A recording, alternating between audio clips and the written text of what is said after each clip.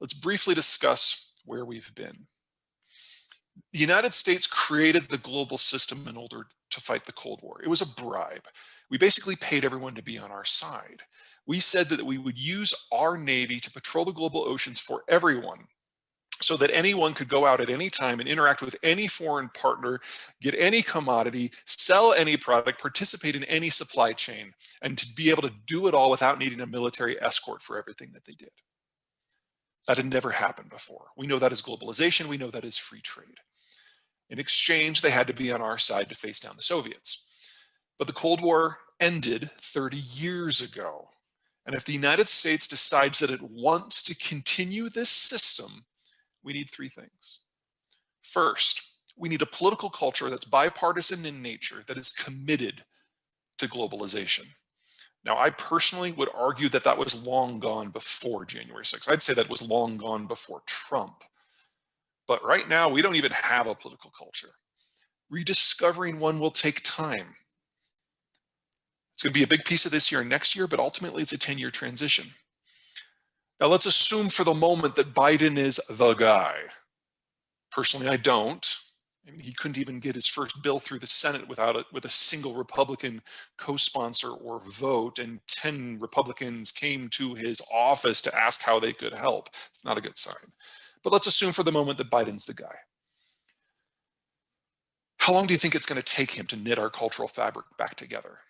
Come up with a plan to go out in the world and lead us there? A month? His whole term? More time than he has? You know, this isn't the sort of thing that is done overnight. This takes a decade. Until then, we're out. The second thing we would need is global interests.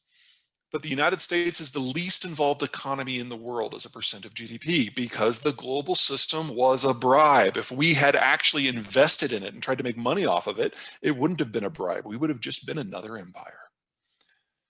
It's not a popular sell. And then third, we would need a global military footprint in order to keep the peace, patrol the oceans, prevent interactions that could cause economic harm to the world. We have been slimming down the number of troops that we have abroad since the start of the Cold War. We're going to have fewer than 10,000 troops in the Middle East. Sorry, we have fewer than 10,000 troops in the entire Middle East now. We're going to be going down to 0 later this year. We haven't simply decided to leave. We've already left. Globalization is already over, and what's left is just running on inertia. So that's the strategic piece of this. And what is left is simply running on inertia. Let's talk about the numbers. Let's talk about the economics. This is a standard demographic profile. Children on the bottom, young adults, mature adults, retirees at the top, men on one side, women on the other.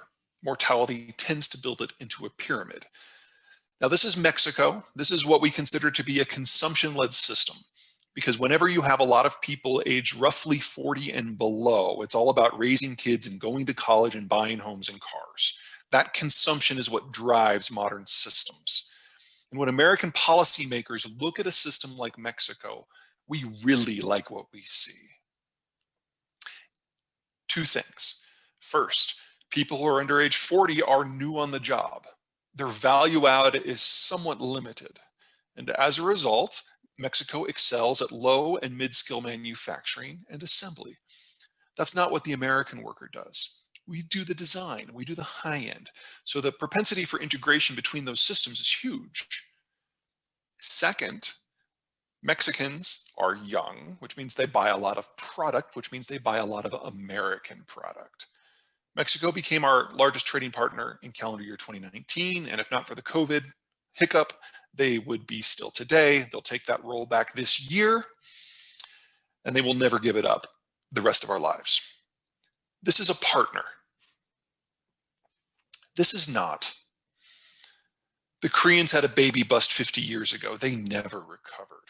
So they've got a lot of workers in their 50s and early 60s, folks with literally decades of expertise, very high value added, going head to head with the American worker. But there are no young Koreans, so that product has to be sold abroad, primarily here. We will always have a trade deficit with the Koreans.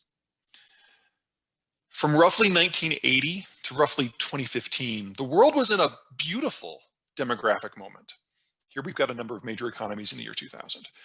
Everyone was either like Mexico today, consumption-led, or like Korea today, export-led.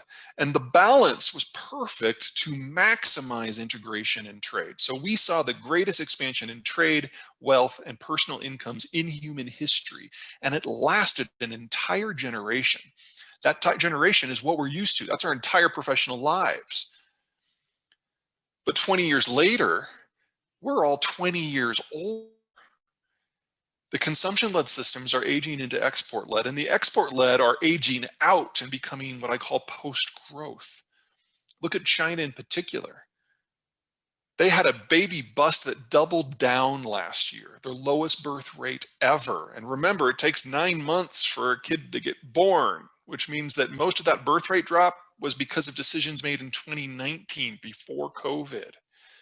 China is now the fastest aging society on the planet, the fastest aging society in human history. And at most, there'll be 45% the population that they are today by the time we get to century's end.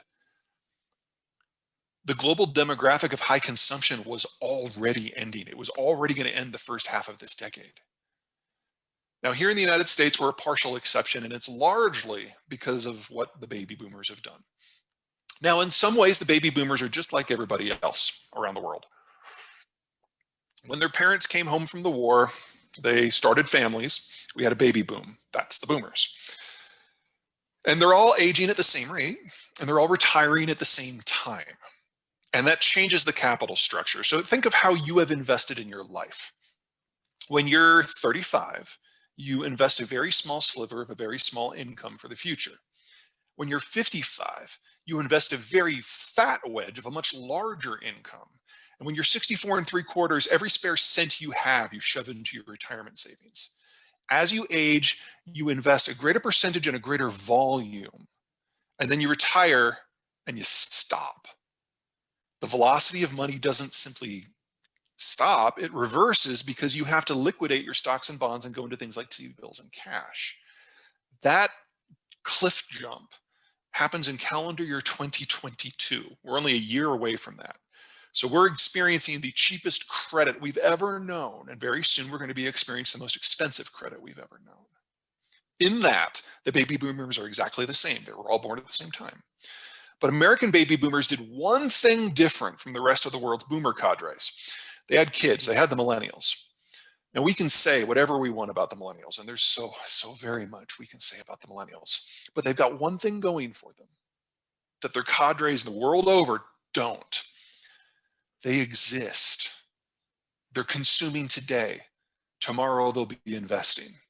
And that means the United States has a minimum of 20 more years to figure out what to do with the world of collapsing consumption than everybody else. Let me stack it up for you. Here are the world's consumption-led systems ranked by GDP, or stacked by GDP, as of the data we had from last year. Here's where they'll be in 10 years. It's a significant drop, about 15%. Here's the export-led systems. They vanish as a class. Today, we only have one post-growth economy, but very soon, we knew global consumption was going to peak in the first half of this decade. We knew that global capital supplies was going to peak next year, and we know that global production is peaking right now. None of them will recover in our lifetimes.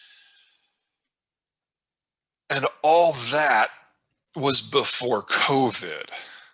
Now, all the consumption-led economies of the world are under some degree of lockdown and in some degree of recession, which means that it doesn't matter if you're export-led, you have no one to sell to.